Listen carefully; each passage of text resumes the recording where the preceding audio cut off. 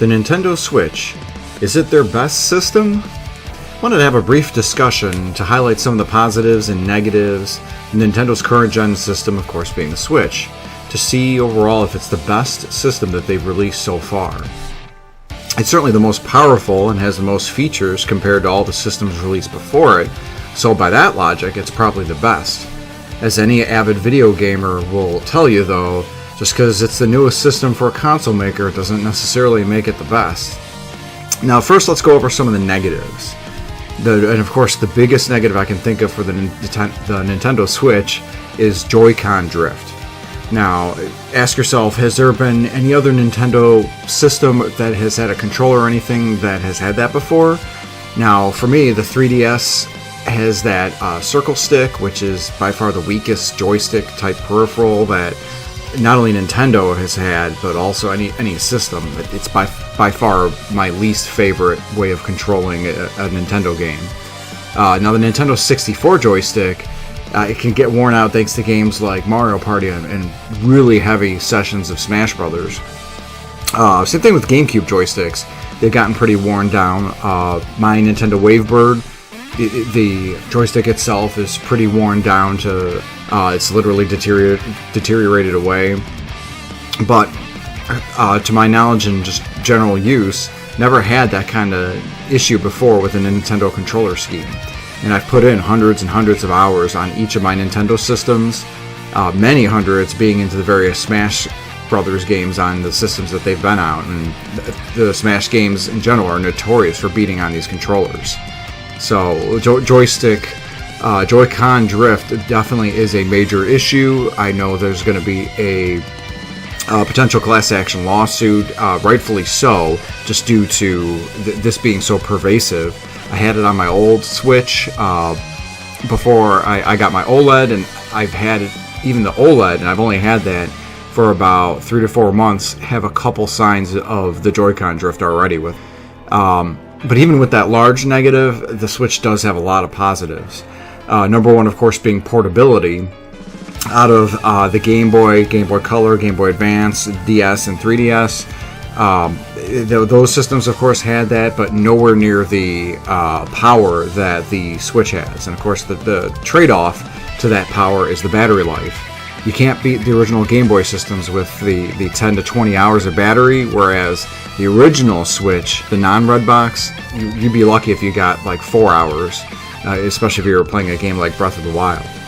Now, the OLED one, I've noticed I can get 6 to 8 hours of battery, but again, it can't beat the 10 to 20 hours that you get, and that's certainly better than a system like the Game Gear. Another positive with the Switch is the catalog of games. So the Wii and Wii U's Virtual Console, it does have a greater number of retro games systems available, especially if you compare that to the current NSO service. So currently the NSO has the Nintendo Super Nintendo, the Nintendo 64, and the Sega Genesis, whereas the Wii Virtual Console, man, that had all of those systems. It had the DS, it had Game Boy Advance, Game Boy Color. I mean, it really ran the gambit. TurboGrafx 16, even a lot more arcade titles. I believe it was the Wii U that actually started to have DS titles. I don't. Now that I'm thinking about it, though, it didn't really have. The Wii didn't have DS, but the Wii U actually started getting Virtual Console versions of Wii games. So, and again, all of that's not on the Switch, but still, it's getting there. And of course, with the rumored Game Boy Color and Game Boy Advance games coming. And as I mentioned in the previous video, there's a fantastic number of retro and previously released games and collections like the Castlevania and Castlevania Advance series. Definitely recommend all of that. And then, of course, the Switch has a number of current-gen games, as well as with miracle ports like Witcher 3 Wild Hunt and Doom Eternal. And I noticed the Wii and the Wii U, they had a harder time with current-gen games that were on other systems of that said generation, and they missed out on them. Or you had instances where the Wii U had something like the Batman Arkham series games on there when that said games had already released on like the PS3 or Xbox 360 like roughly 3 years before that.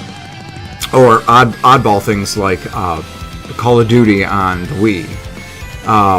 And then before even the Wii and the Wii U, you really didn't have so many ports from other systems, such as Sony, Microsoft, Sega. Even when there were, it was stuff like Resident Evil 2 and Mega Man Legends on the Nintendo 64. But again, they're more the exception than the norm. And then another positive with the Switch, comparing to other Nintendo systems, is internet service. It has one of the largest game selections available for download on the internet, as well as, again, best internet service overall, especially with how poor a track record Nintendo has with that. And then, of course, the online multiplayer that's available on the Nintendo Switch, which other Nintendo systems have had, like the Wii U and the 3DS. But again, I feel like the Switch is really doing it the best out of all of those systems. And then finally, what the biggest positive is the fact that it's probably one of the best gimmicks for a Nintendo system, and that being, of course, the idea of being able to play a home console on the go. And then, of course, you're in the middle of playing, you can dock it for immediate connectivity to your home TV. I mean, that's just absolutely ingenious. And that plays into the whole Japanese mobile culture, and it really brought the handheld market from the brink of extinction. I mean, I remember in 2016, we were talking about mobile games and mobile cell phone games taking everything over. And now in 2022, you've got the Switch, of course, being the not only the best-selling handheld video game system, but also the best-selling console system currently. And then you have systems like the Steam Deck starting to come up and present PC gaming as a potential portable solution to be potentially docked in. So it's really a game changer that Nintendo has been able to shift our way of thinking. Now, previous Nintendo systems gimmicks were really just that. They were gimmicks. And if we look at the Wii, that was another game-changing system in the sense it paved the way for the whole motion control fad that led to the PlayStation Move and then the Xbox Kinect, which is funny because that really messed over Microsoft with the Xbox One and their whole not only online connectivity being required all the time, but especially the Xbox motion control system being mandatory with the Xbox One, which they thankfully later dropped.